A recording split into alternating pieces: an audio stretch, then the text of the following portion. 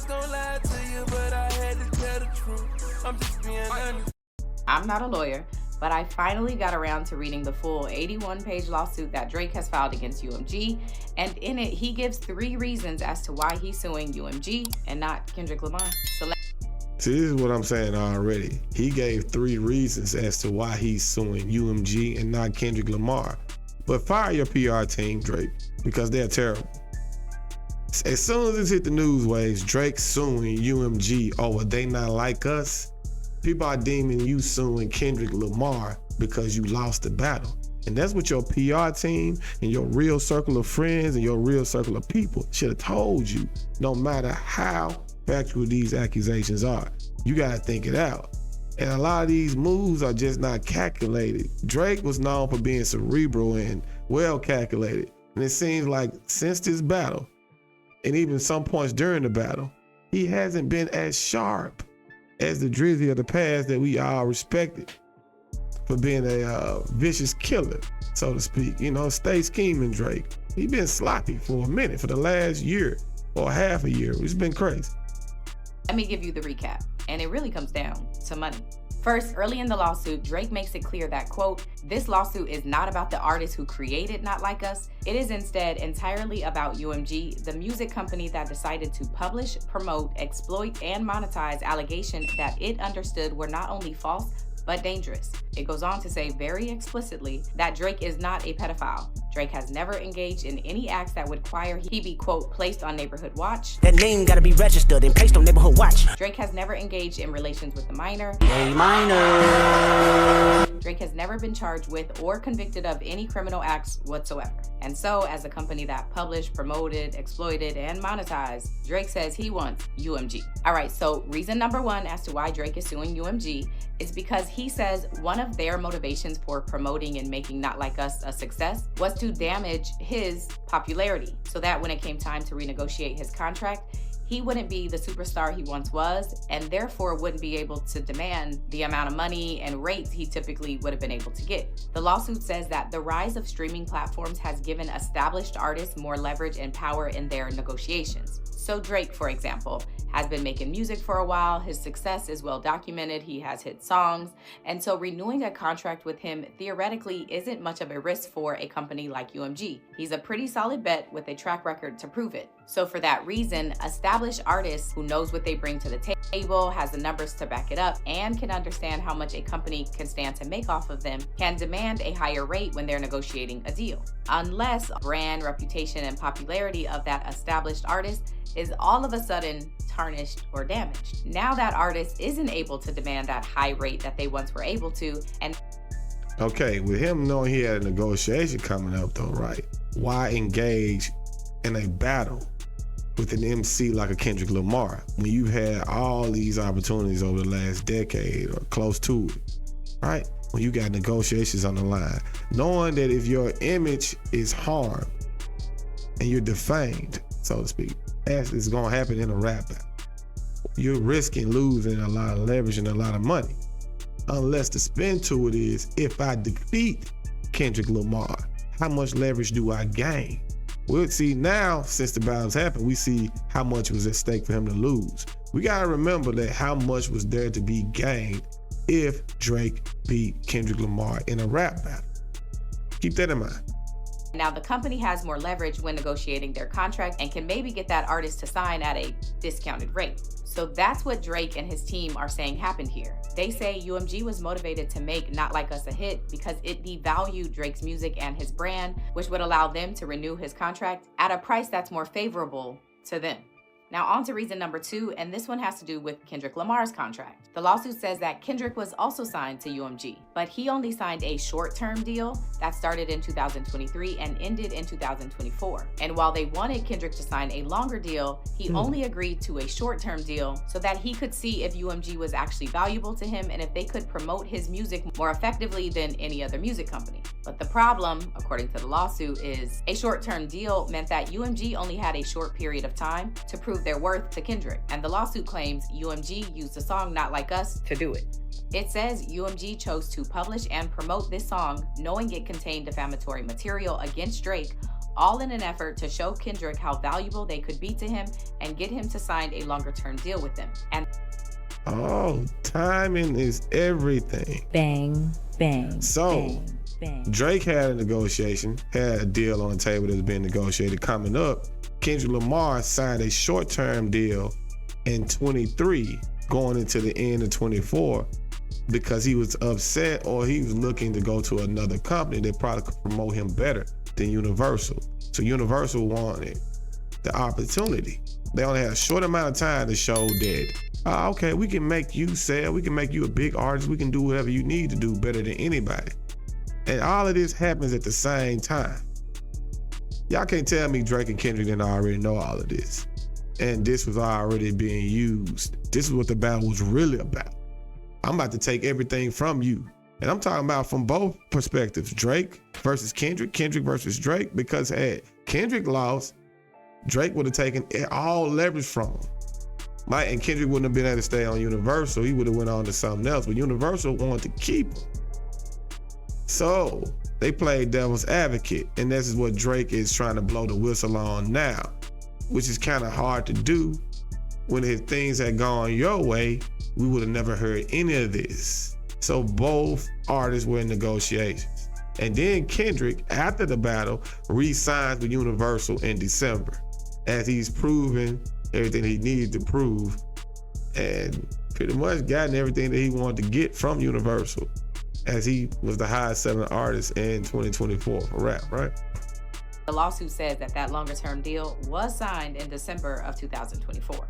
And now the final reason listed in the lawsuit as to why Drake is suing UMG is again because of money. But this time, it's a little more direct. The lawsuit says that UMG has a division-based bonus structure that allows division executives to benefit from their artists regardless if it affects another UMG division's artists. Follow me. So UMG is a parent company, and under it there are labels or divisions like Interscope and Republic. So if an artist that's signed to Interscope, like Kendrick is, has a wildly successful song or album, executives at Interscope may get bonuses or other benefits to reflect the success of that artist and their music. And it doesn't matter if that success is at the expense of another UMG division's artist like Drake.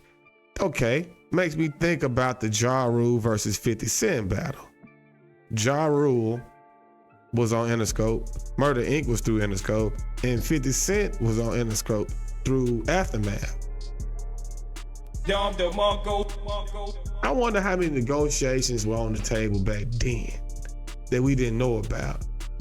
And this is just opening some doors, right? You never really know what's going on behind the scenes. It ain't really none of my business. The only thing I cared about was the music, right? But Drake blowing the whistle, it's just something to think about. And like I said, we're reacting to the lawsuit.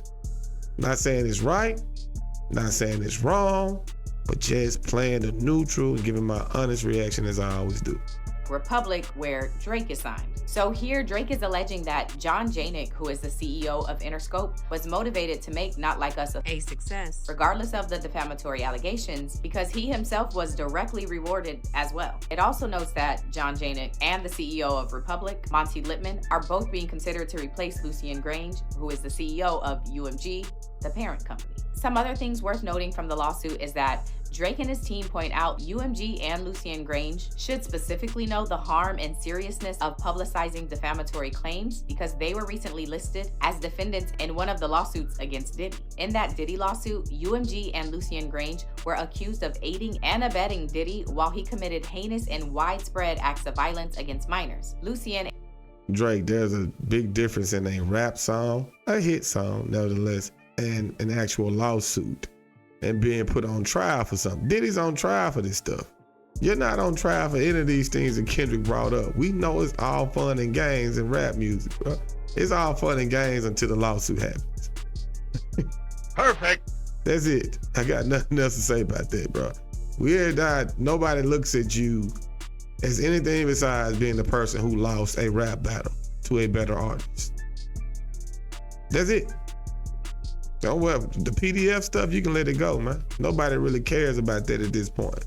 Now, we hear otherwise about you in a trial or in a lawsuit, then that's different. and UMG's legal team immediately filed a motion to have the case dismissed against them and argued that the accusations were offensively false, and if they were not in a court document, they would be considered defamation. Lucien specifically said that the allegations against him in the lawsuit were knowingly and maliciously false and defamatory, and that, quote, a single lie can destroy a reputation of integrity, and while it takes years to build a reputation, it can be ruined in 5 minutes. So again, Drake's point here is that even though they just had to fight off their own allegations, that still wasn't enough to stop them from releasing, promoting, and re-promoting a song that had similar allegations about one of their own artists. And the lawsuit says that when Drake confronted UMG about all of this, they refused to do anything about it. In fact, the lawsuit says that UMG told Drake that if he sued them, they would just in turn sue Kendrick Lamar, and imply that then Drake would be made fun of for looking like he sued another rapper over a rap battle. I wonder if Drake can prove that. Did they say that? Universal playing the game, playing both sides, and in the end, they'll ultimately be the ones that win. They said, oh, you can't say nothing about us. You can't tell everybody what we're doing. Like, you gonna mess the whole game up. Right? And if you mess the game up, then they're gonna look at you as being weak and suing Kendrick Lamar. So don't say nothing. You can't say nothing. And Universal knew this. Look, I don't know Drake personally, but I know how the rap game works. I know the music industry, and I know how evil and devilish they can be when it comes to money and destroying these artists and keeping leverage over the artists and keeping their catalog and hoping something happens to them to make sure that their kids and their family don't eat off the music that they put out, right? Off the things that they created. It goes back to the label. It can be ugly and dirty. So I know how they get down. So yeah, I can believe every bit of them saying, you can't tell nobody. Look, that's gonna hurt you more than it hurts us. You gonna mess the whole game up.